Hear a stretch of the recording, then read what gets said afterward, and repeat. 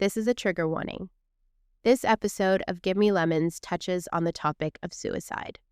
If you or someone you know is experiencing thoughts of suicide, help is available. Reach out to your local suicide crisis hotline to speak with someone. Give Me Lemons is for entertainment purposes only and is not a substitute for therapy.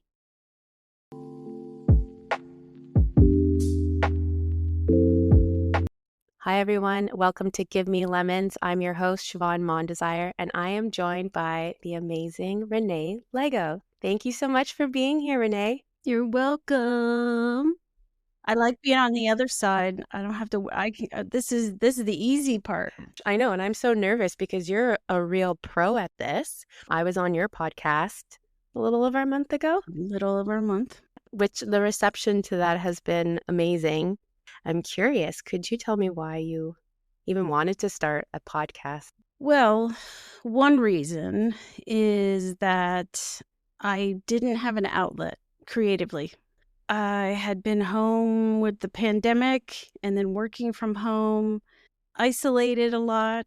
I was very nostalgic for a show that I produced about 20 years ago with a friend of mine. Now it's probably closer to 25. And she and I produced a show in Philadelphia called Philly Live. We had a great time booking guests of all sorts of backgrounds. It was a 5-night-a-week live show, call-in talk show. And we just had a great thing going. We were booking musicians, authors, you name it, we booked it. We became an Emmy-nominated talk show.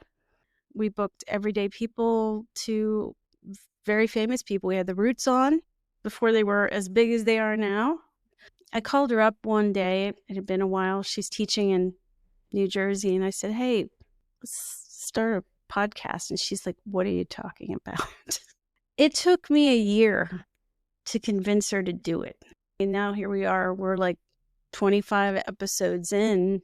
Now we're going to have Jill Sobel on next, which is pretty exciting.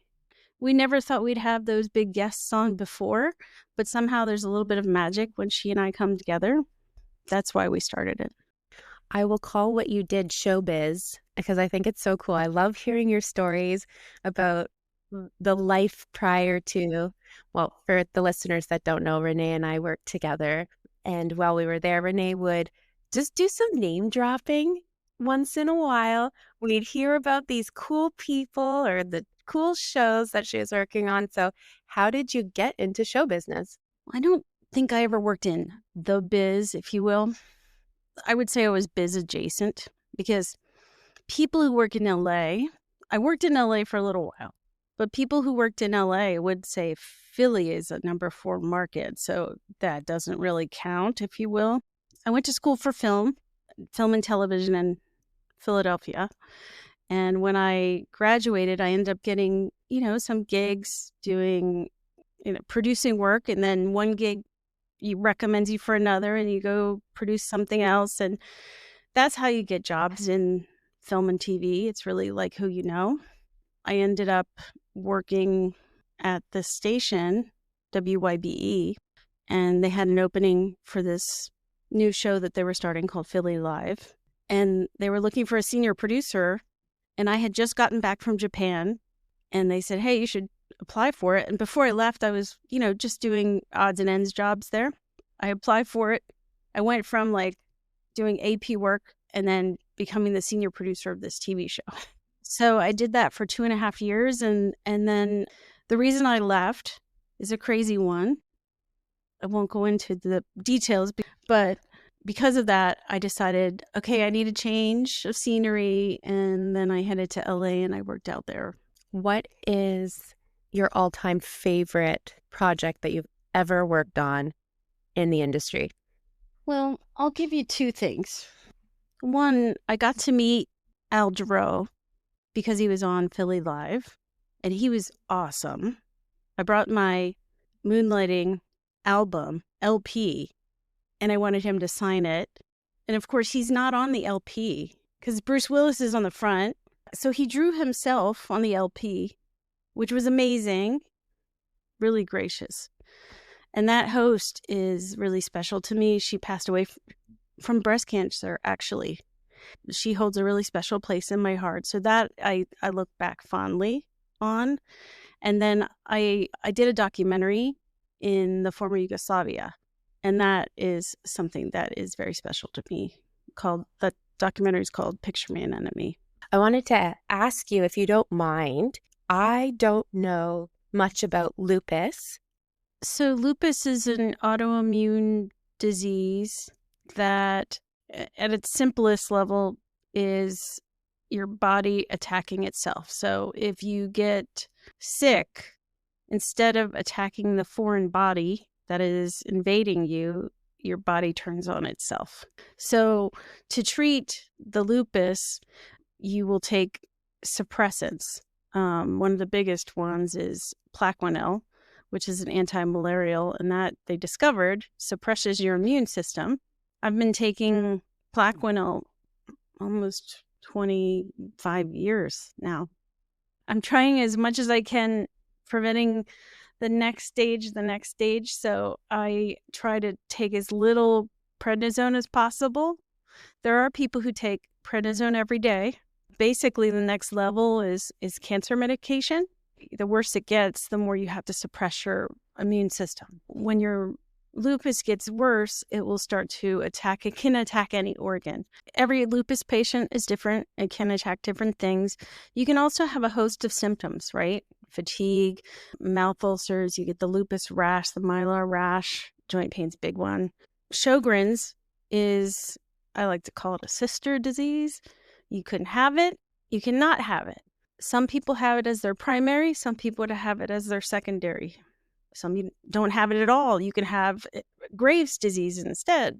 It's also an autoimmune disease that attacks your moisture centers. So your nose, your mouth. I don't know if you can hear it, but my mouth is super dry right now. I feel like there are cotton balls around my tongue, and I'm having a hard time sometimes with my enunciation. I'm taking sips of water, but I can't keep hydrated. My nose is dry. I just had sinus surgery because I got an infection. I have another infection. My gums are receding at an alarmingly fast rate. It is kicking my butt pretty bad. For me, talking is hard. That's why I don't like presenting. When people would want me to present at a meeting and I'll take sips, I think people think I'm weird because I'm taking sips. They don't know what I'm doing, and I think they don't understand the disease, and they just think it's a nervous tick. I know they do because they don't understand it. Having an invisible disease at work and the challenges that come with that, and I know you just spoke about some, everyone is different. And I feel like with my cancer, I've tried to be very out loud with it. And it's interesting now because I'm starting at a new company, so we'll see how out loud I am with it with new people. But one, we don't owe anyone an explanation for why we're acting the way we are. It shouldn't be a conversation where it's like, why isn't this person on camera? Or why is this person, not talking today? There should be this level of maturity that's like people have shit going on outside of what's happening on this Zoom screen. How can managers best support someone with an invisible illness who doesn't necessarily want that to be advertised, but still wants to feel supported? Ask that question to their employee. I would love if my manager asked me, how can I support your chronic illness? First, what are your symptoms? What makes them better? What makes them worse?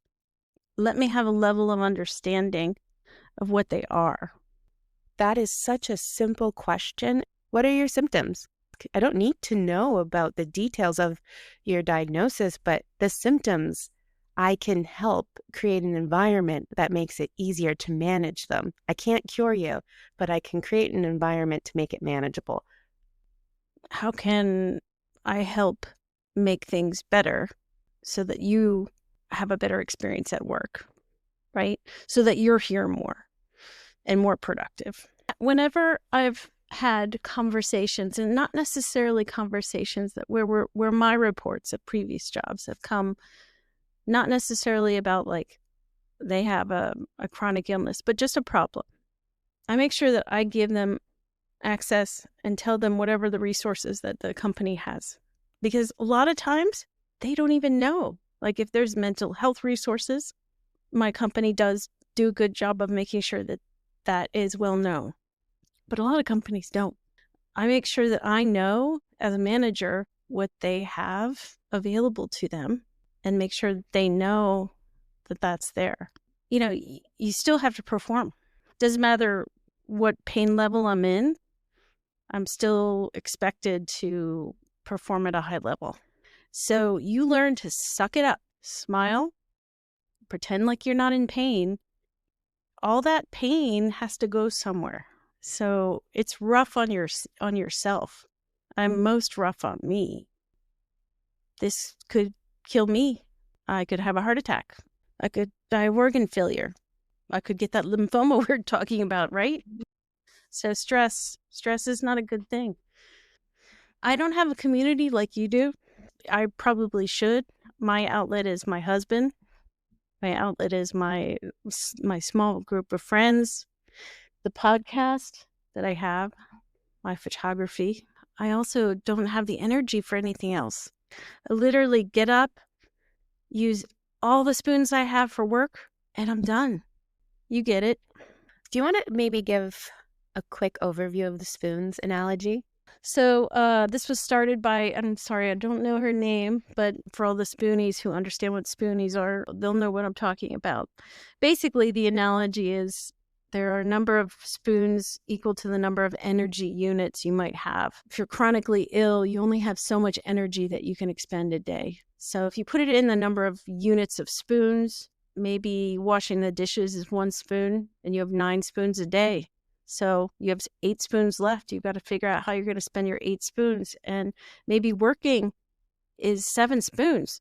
So now you've used 8 spoons. You've got 1 spoon left. Making dinner is 3 spoons. So you can't make dinner. So you can call for dinner. That's 1 spoon. Now you're basically done and you're going to bed. You just described a day in the life of me. What I wanted to say about when you're talking about spoons is it's not just physical exhaustion. And you've talked about the mental exhaustion that comes with being in pain. But if I have 10 spoons, just because I have 5 left, doesn't mean I have 5 physical spoons left. Those might be only mental spoons that I can only think about things. And I always joke with people about I have 100 and let me see. It's so bad because this is mental spoons for me. 131 text messages. 131. And I haven't responded to them because it's too overwhelming for my brain to sit and craft a message and think about what I'm saying and engage in a conversation. I'm exhausted. So I would say, like, I don't know, I haven't read what you were reading about the spoons, but like for me, it's, you know, only so many physical spoons and only so many like mental spoons. And then I need to be a potato. I just need to sit and crochet on the couch and watch Brooklyn Nine-Nine or Modern Family and just giggle and then go to bed. We've talked about a lot of the physical symptoms from your chronic illness. How has it affected your mental health? I'm at a period right now where I'm exhausted from the pain because I'm in, not just from the diseases I have, but I have chronic pain also from my back. So I am mentally exhausted from pain, like over it exhausted. And I wanted to talk because you did touch on your back. And I know this just from our conversations, but you were hoping to have a procedure done to help you with your pain. And that was denied. What has your experience been with healthcare in the United States? That's a leading question because I already know, but the listeners don't. I have a gaslight story that you will enjoy because you told me one gaslight story. So I got switched. You know how sometimes, well, in America, sometimes you switch jobs, you get switched. You have to go from a PPO to an HMO. So then you have to switch all your doctors. Well, when you're sick, that's a lot. You have to start over your whole story. They don't know your meds. They don't know your story. For somebody who's chronically ill, it is exhausting because you have to be in a relationship with that person. That's almost a marriage there. If you don't find a good one and you're stuck with like, okay, well, there's only 3 in your town. You go through 3, you're stuck. So I ended up going to this person.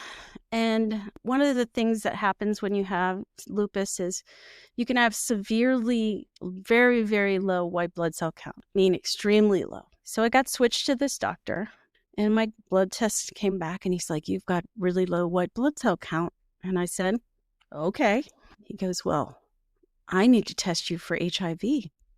And I said, what makes you think I have HIV? Well, I don't think you have lupus. I said, I've been diagnosed with lupus. Just because this test is not positive today doesn't mean it wasn't before. The thing about lupus is it's one of those really mysterious diseases that, if some doctor doesn't see like the mix right in front of him, he's going to say, no, it doesn't exist. So he makes me get the test. And back then, you can give permission for the doctor to leave the results on your answering machine. So he calls and he says, I got the results back from your HIV test, and my husband gets this answering machine about me taking an HIV test.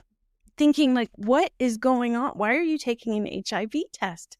So I go in for the results, and he said, well, I just don't understand. This is negative. And I go, okay, well, that's great. Now what? We're just going to have to test you again. So he made me go and test again. It was negative again. And so he goes, well, now I'm going to send you to a hematologist. And the hematologist is like, I think you have lupus. I feel like gaslighting is universal for anyone who has medical trauma. If you have been in the medical space as a patient, I would say not an ongoing capacity, but maybe in an ongoing capacity in the sense of like we're managing a chronic illness or a disease or whatever it might be, like 90%, 99% of the people I've talked to, they have a gaslighting story. Sometimes they're so stuck in their specialty that they don't want to look at anything else.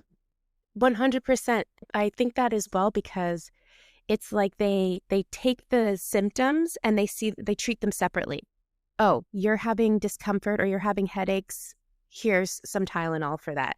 You're having chest pain, take an inhaler. But it's like if you put it all together, there might be something systemically going wrong with a person.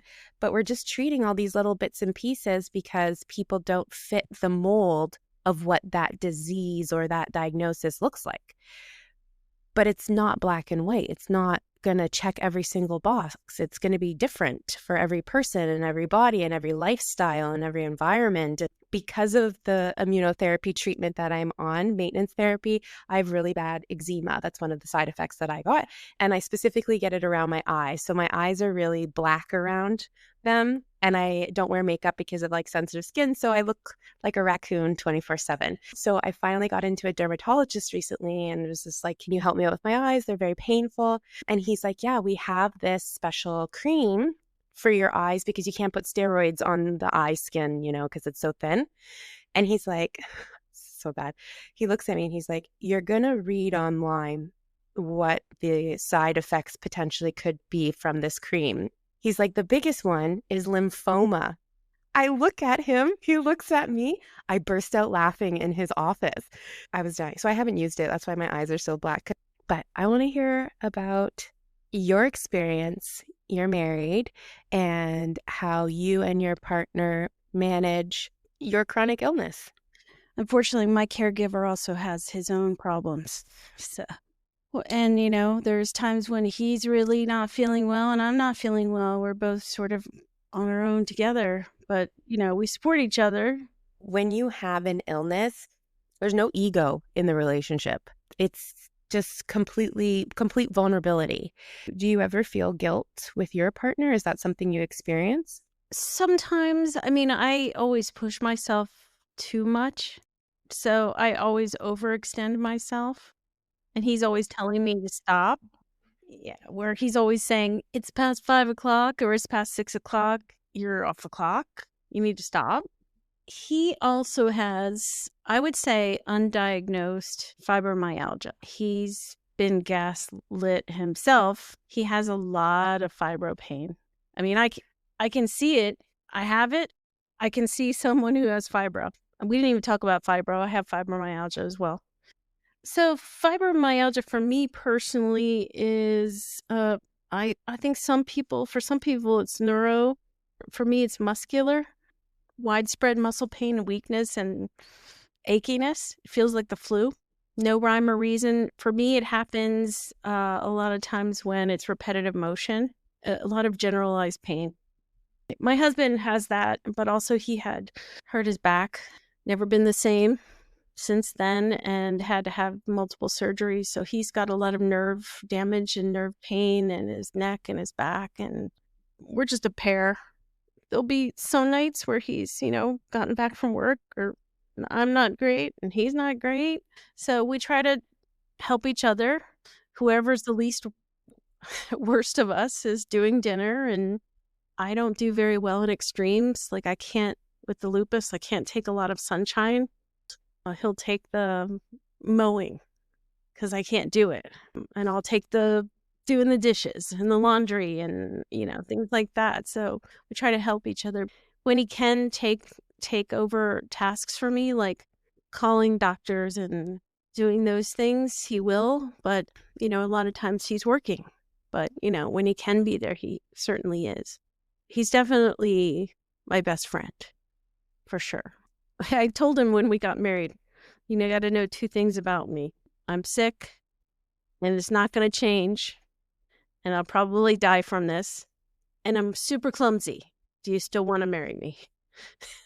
He said, all right, let's do this. So we did. I could have copy and pasted your vows because same. I'm going to be sick forever, probably going to die from it. 0 out of 10 on the health, but 10 out of 10 on personality. I will say, like, I am, I do not remember. I try. Sometimes I try, just out of body experience to think about what is it like to be without pain. I don't know. I don't remember. Even when I take a pain pill, I it's almost like it slices it. I feel the layer underneath. I still feel the pain. It's there. And I've tried everything. I've tried acupuncture. I've tried PT. I've tried, you name it. I hope that there's an end. Like that there's going to be some time that I'll be out of pain.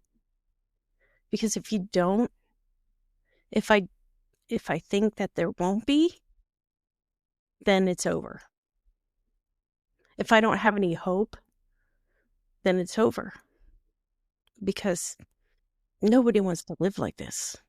But I understand why they leave. Nobody wants to live like that. You have to live for the moments. Because once your life is changed like this, you don't have a lifetime anymore. You don't have days. You don't have hours. You have singular moments. And you have to live for the moments. For the bite of the peanut butter and jelly sandwich, not the entire sandwich, not even the making of the sandwich, the bite. I was super excited when I first started treatment. So you're taking action, so you feel extremely motivated and excited.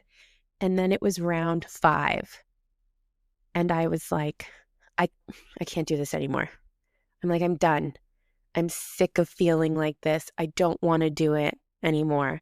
And I was on a support group call and someone mentioned the word glimmers, and it was the first time I had heard the word glimmers. And it reminds me of what you're saying. You have to live for those moments. So when you say a bite of a peanut butter and jelly sandwich, that's a glimmer. Watching the sunset, that's a glimmer. My son playing the guitar, that's a glimmer. It's like these micro moments of joy that you can still find in this haze of pain and shit and sadness that we can be consumed by.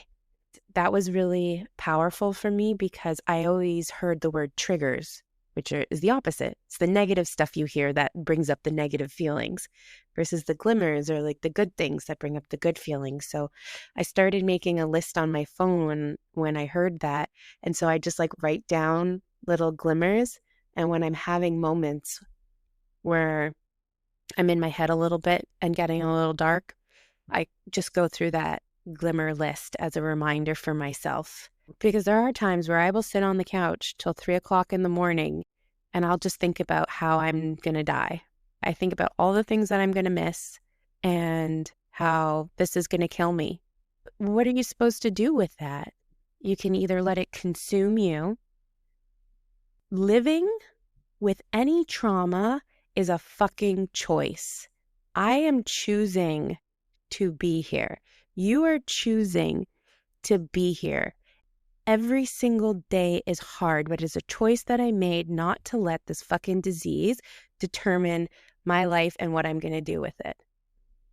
You know, I've had a chronic illness for a long time, and this is such a layered thing. I think people get tired of you. I think the empathy bone it's just not there.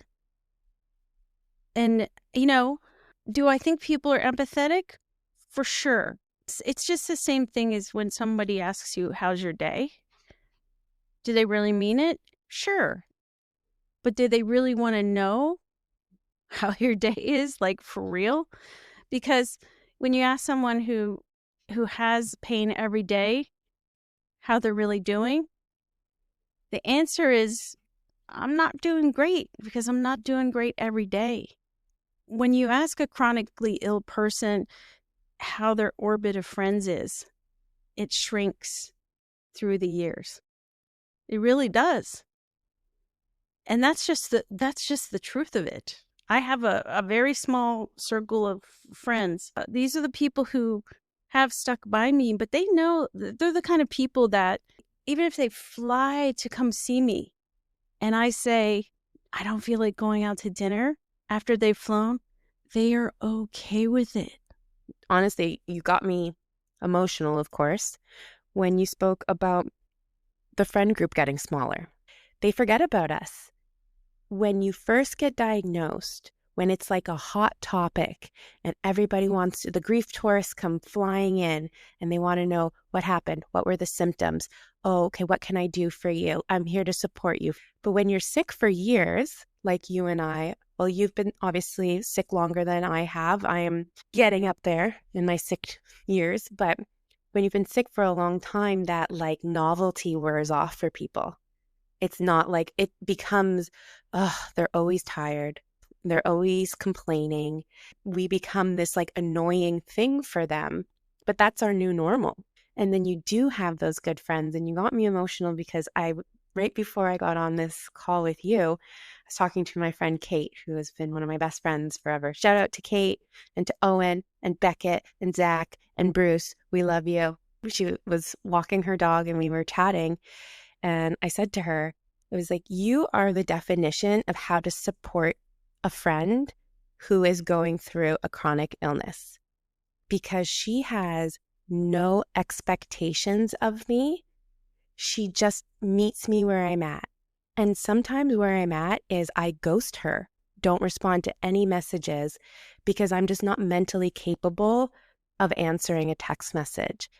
But she will continue to check in. I hope you're doing well. I love you. Here's a funny YouTube video from one of our favorite TV shows. It's so important, quality over quantity, when it comes to who you put your energy into. Because as chronic illness thrivers, we don't have a lot of energy. What I've learned through being diagnosed is that I am not giving my energy to people who are not reciprocating. And I'm glad you have your people, and I'm glad I have my people. René, thank you so much. At the end of every episode, I ask my guests, when life gives you lemons, what's one choice that you can make? Make a pie and then do a pie in the face gag for a laugh, right? Because who doesn't laugh when you have a pie in the face? I mean, especially if you're the one doing it. I love it. Have a laugh. I love that. That's good. When life gives you lemons, make a pie. Thank you. I appreciate you. I appreciate your story. René taught me how to even do a podcast. Everything I know about this is because of René. So we have her to thank for this amazing viral podcast and its 5 listeners. So thank you, René. Thank you for listening. I'm your host, Siobhan Mondesire, saying, stay sour, my friends.